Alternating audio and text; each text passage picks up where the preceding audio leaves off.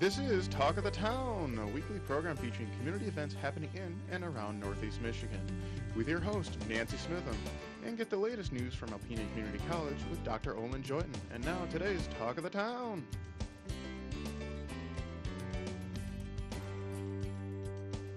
And welcome to Talk of the Town. I'm Nancy Smitham. My first guest today is Amanda Bobaltz from Alpena County Library. Hi, Amanda. Good morning. I know that it's tax season, things are gearing up for taxes, and I know the library has a lot of involvement with taxes. What's happening with tax season? Yeah, definitely a lot of extra hustle and bustle with the AARP tax preparers at the library right now. So for those in the community who would like to come sit with an AARP volunteer, we'll be having the volunteers there through April 4th. Okay. And that is every Monday and Saturday from 10 until noon, and Wednesdays from 4 until 6. And it's a first-come, first-served basis, so we just tell our patrons plan on coming early and staying late. So, Are there any other requirements like low income or seniors, or are there any other? all are welcome. Okay. So, yep. And I know you have a lot of reproducible tax forms. Yeah, we have the Michigan forms right now, and we can print or order for you any of the federal tax forms or booklets. And you just pay So- for the printing, for the copy cost at the library. Correct. Okay. Yep. Or we can have them sent to your house for free. Oh, So- yay. Yep. Okay, what else is on your list? Well, also another thing that we have ongoing through about April 13th, we do still have some computer classes available to the public. Wow. So a variety of classes from intro to file management, Facebook classes, iPad, Android classes. So if that at all interests anybody in the community, please call the library. And usually those classes fill up really fast. definitely, we typically have waiting lists. So Okay, and they're $5 a class. $5 a class. Best Yep. deal in town. Oh yeah. And the intro classes are really good for people who really don't have many computer skills. Oh yeah, it's definitely a great way to advance your skills and just to. I find a lot of ambitious people in the community that really want to learn, and so we like to offer programs like that for people to continue to further their knowledge of the computer. Yes. So, Yes. and all the devices that go along with it. Oh, goodness So. gracious. And you have some children's activities too. Yes, it's a busy time for our children's librarians. One date to mark down is Thursday, March 12th. That is the date of our preschool play date.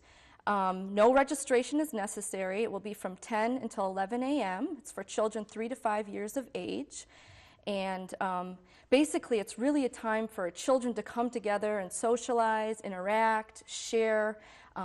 Each session is started with song and a story, Oh, and okay. finished up with a song and a story, just to continue to emphasize literacy and reading. But the remainder of the time is really left for children to work on their sharing skills, socialization, play. We'll have a number of activities, games, toys set up for them. So no registration is necessary. Just come in Thursday, March 12th. Okay. And another really fun event we have coming up for children is our character breakfast. This is a big hit. This is coming up Saturday, March 21st. We actually have 2 sessions from 10 until 11 and 12 until 1. And our big characters we're going to have there are Clifford the Big Red Dog and Curious George.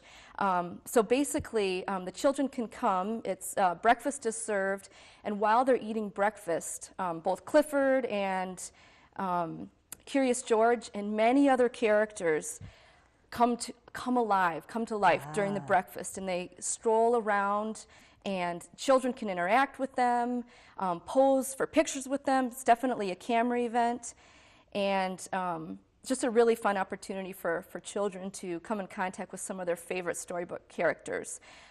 That one, registration is required. It usually fills up fast. So just call the library, 356-6188, to get in on that character breakfast. A great program for children. Oh, it would be. Sounds like a lot of fun. Yep.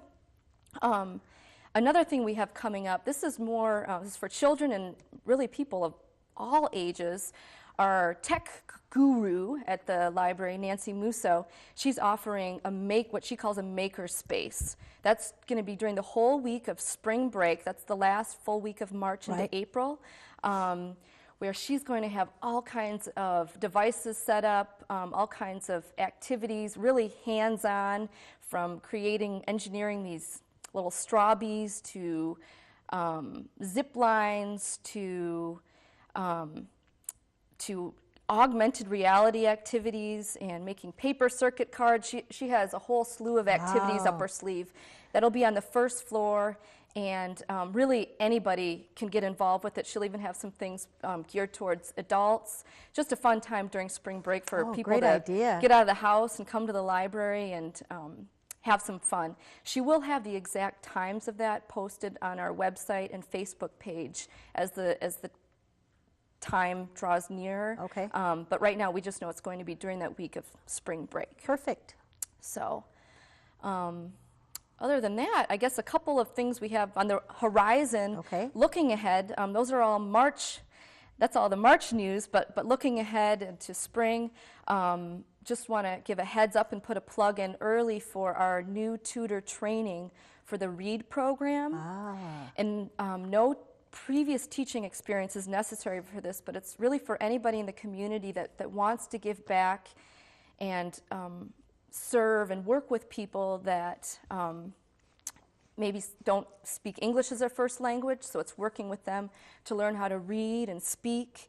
For other students, it might be working to help them get their GED, and also just working with adults to maybe improve their reading skills. Very good, and I know there's people with English as a second language too, people that come to get tutored too, and I know that it's wonderful, and it's amazing how quickly they grasp it with someone working one-on-one with them. For sure, and it's very rewarding work too. Yes. So there's definitely a growing need in our community. And then the last thing, coming up April 9th, it's a Thursday at 6:30 p.m., we have John Milroy. He's doing a presentation called Veteran and Survivor, but No Hero. A World War II soldier tells his story. And this is going to be put on by our Special Collections Department. John Milroy is going to give his personal experience of being drafted into the war soon after his 18th birthday, and serving in France, Germany, and Czechoslovakia. So something to just kind of tuck away for later. That'll be April 9th. Sounds wonderful. And what are your hours this time of year? This time of year, we are open 7 days a week. Monday through Thursday, it's 9:30 in the morning till 9 p.m. Fridays from 9:30 till 5. Saturdays 9:30 to 5, and Sunday 1 until 5. Okay. So. And I'd just like to encourage people, if they're looking for a magazine, to come in and check out a magazine before you get a subscription, because you have the most wonderful magazine selection anywhere. Very true. And we also have a wonderful magazine, a digitized magazine database for Zinio. So we have it all right at our fingertips at the library. So. Thank you very much for being here. Thank you. I'll be right back with some information from Alpena Civic Theater following these messages. Hi, welcome back. My last two guests today are both from Alpena Civic Theater. I have Pat Jocks and Matt Southwell. Hi and welcome. Hello. Hello. Now you reminded me, Matt, last time you were here, Pat was directing you and you were starring in the production. Now you are the director of I Hate Hamlet. Yes, we flipped it around. It just seemed to need to happen. He's been directing me since high school probably, and I love, this is my favorite play ever. I first encountered it at Western and monkeyed with it out in LA when I lived there. And last year when we were doing Firebugs, I submitted this play and I was like, I know who one of the stars has got to be. You know, he's the only guy who could play this role. Yay, so I'm not familiar with the production, so tell me about it. Well, it's basically like a LA medical, like a, you know, what was that show George Clooney was on? Okay, LA, I know. Yeah, but it's the movie star of that, and he can't get cast anymore, so he moves to New York, decides he wants to do theater, and he gets cast in the Central Park version of Hamlet as Hamlet, and he feels it's kind of above his ability, and he rents an apartment that used to belong to John Barrymore. And the ghost of John Barrymore appears, and a lot of comic a lot of comic tomfoolery ensues with him teaching him about Hamlet, and all the other characters are great. He's got a kooky girlfriend, he's got a overbearing agent, and there's a real estate person, and of course, there's a director from LA because at the same time he gets another show. Ah, so of course. It's art versus commerce there. Ah, so I suppose you crack up laughing all the time and have a hard time getting through some days. I still laugh. I've watched it every night, and I still laugh. He's a very, very funny man. That's a laugher. Every show has to have one. It is. Sure. It's nonstop laughs. It's probably one of the funniest plays I've ever seen. Okay, Pat, tell me about some of the other characters and who's playing the roles. Okay. In order of appearance, we have the realtor, Felicia, is played by Carol Rundell, a real theater veteran. Andrew Raleigh, the young actor, television actor, played by Joe Rabarczyk. Okay. His love interest, her first play at Civic Theater. Ever. She looks like she's been on stage for years. Amazing. Laura Volashevich. I hope I'm getting that right. Wow, very good. Let him do it. Very good. Lillian Troy, played by Terry Carlson. Audiences know Terry. Forever. John Barrymore, played by Pat Jocks. Okay. And Gary Lefkowitz. This is a great part. It was played by Adam Arkin on Broadway. And great young actor, Andrew McNeil, plays the part with a great deal of verve. Absolutely. Oh, yay. So, the LA director. Anyway, we open on the 12th of March. We run through the 15th. We reopen on the 19th, run through the 22nd. And the box office number is 354-3624.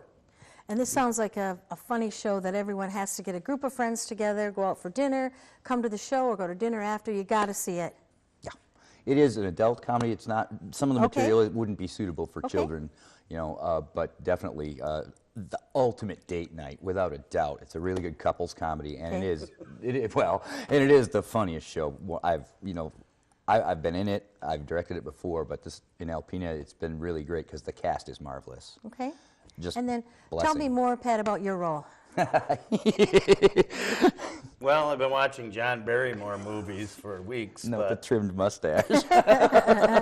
Usually have a bigger toothbrush than this.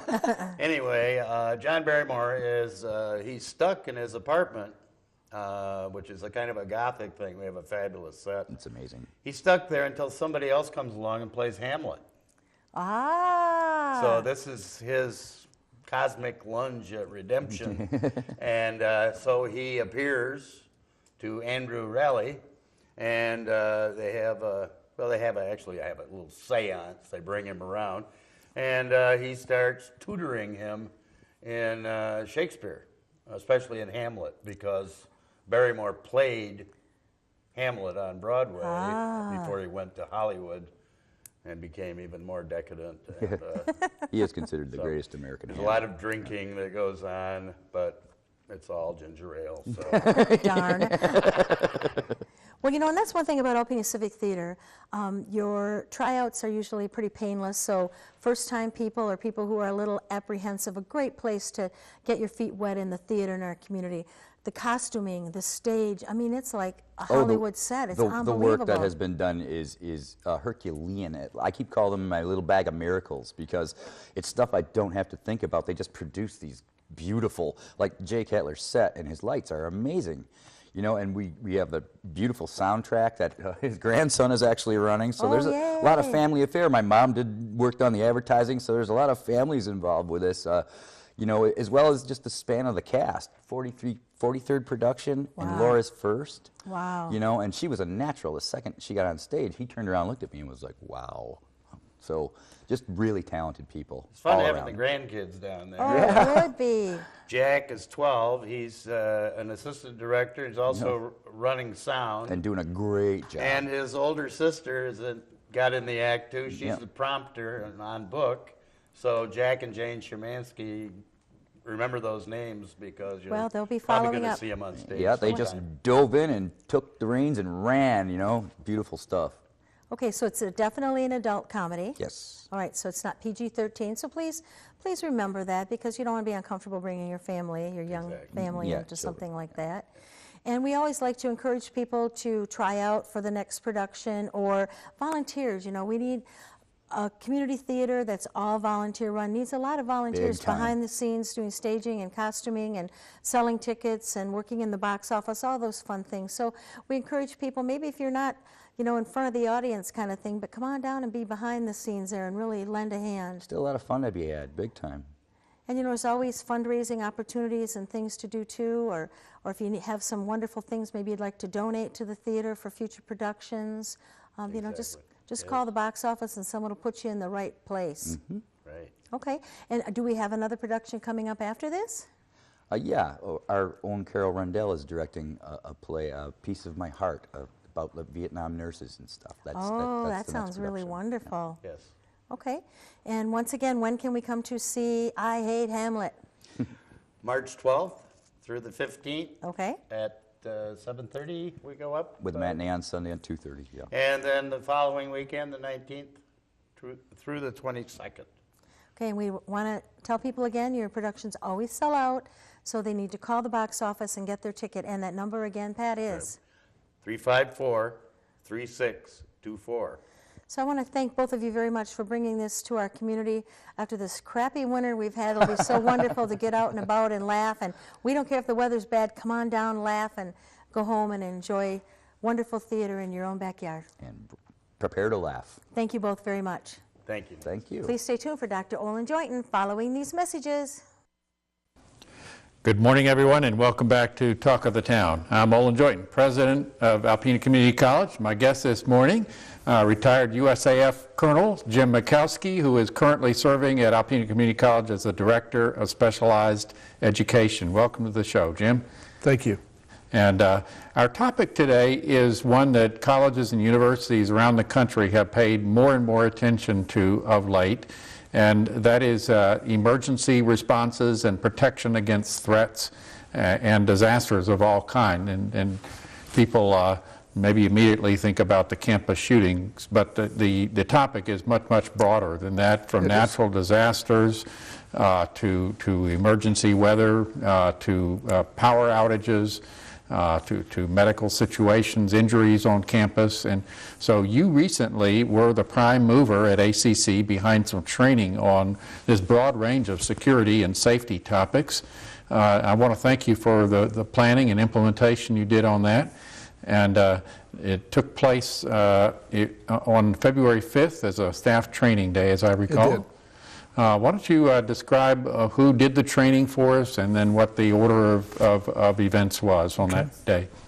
Well, first off, it was the safety committee at the Alpena Community College. We're the ones who organized it. I just happened to have a contact with Region 7 of the Homeland Security that made available to the college a particular trainer that they paid for who could come in, who's an expert in the area of preparing academic institutions, whether it's a secondary school or a college, in preparing those institutions to respond to emergencies. And so that's what we did. And we, Region 7 of the Homeland Security, which is like all of the northern part of the Lower Peninsula, paid for an individual by the name of Tom Meisenberg, to come in here. He is he started a company called Critical Incident Command back in the early 2000s after he retired from the Michigan State Police after 27 years. And he goes around to schools, primarily in the middle of the state, Saginaw, Bay City, and further south, and provides consultation and training to their staff. And so he came in here. We had two 2-hour sessions on the 5th of February where our staff and others from the community were invited to come in and participate in this. We certainly extended that invitation to those who work in the emergency response, our partners in the community that will be integral to any kind of response to an emergency. And they went through the training with us as well. It was not intended to be an in-depth training. It was training intended to create awareness and help our staff think through the things that are going to come upon them when an emergency happens. And when as you pointed out, it wasn't just about people who are in a situation where you have an active shooter. This is a wide variety of things. In all of these things, it is best as an institution and for those who we are responsible for, the students as well as the rest of the staff, to have thought through these things thoroughly before they happen. Is there one particular part of the training that really stood out for you or perhaps other members of the audience? Just that great teachable moment where people said, aha, I get it now, and here's something I can really apply? Well, I think there were a lot of aha moments involved, but there were some moments where people said, you know, they would have approached a particular emergency in one way, and this expert said that would probably not be the appropriate response. An example would be a bomb threat. Traditionally, you think of bomb threats being something where you evacuate the building. And he pointed out and gave us very visual proof that moving people out of a concrete reinforced building puts them in a greater danger than it would outside. And when you think about as bad guys or girls, if you will, would act, you know, calling in a bomb threat, having everybody come out, and then combine bomb threat with an active shooter type situation. There are a lot of dynamics that may go against prevailing wisdom. Well, and he helped us think that through. That's great.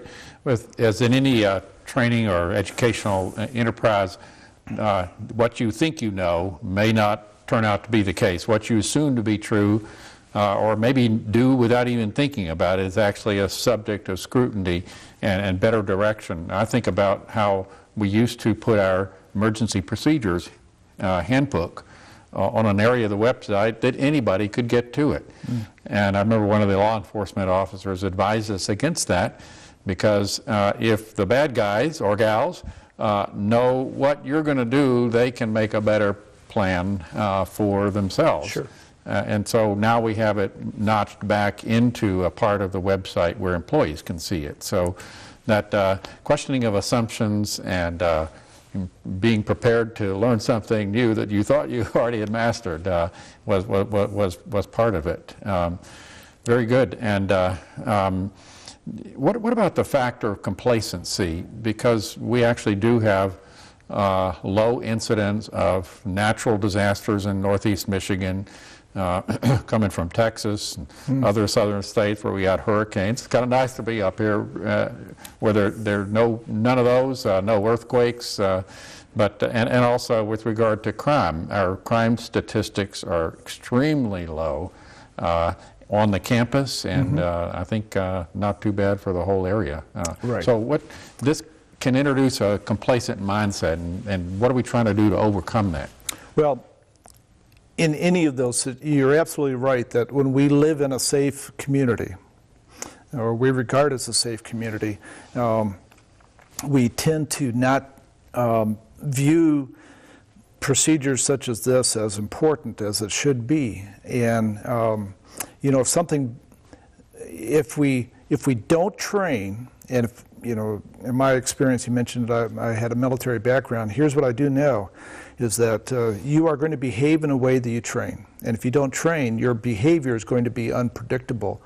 And if we don't have procedures, and we aren't familiar with the procedures, and we haven't trained some as staff, you know, we have a greater responsibility than that of the students. The staff have to understand what the procedures are. If we don't train on those things and something bad happens, and I'm not talking about just an active shooter, something bad happens and somebody is seriously injured or dies, we have a weighty consideration. What do you tell somebody, a parent of a person or a spouse or a friend of a person who's died? I've seen because those we're not responsible. college presidents up there sweating on the camera in front of the media being pelted with questions, well, why didn't you think about this? Yep. And so We need to wrap it up. I want to thank you very much for your leadership in this area. It's certainly a high value at ACC that we provide a safe environment for everybody on campus. And thanks also for being my guest on this program. Well, thank you for inviting me here. You're welcome. This has been Talk of the Town with Nancy Smitham and Dr. Olin Joyton. For a list of events taking place in Northeast Michigan, visit our website at www.wbkb11.com and click on Community. This has been a Thunder Bay Broadcasting Corporation production.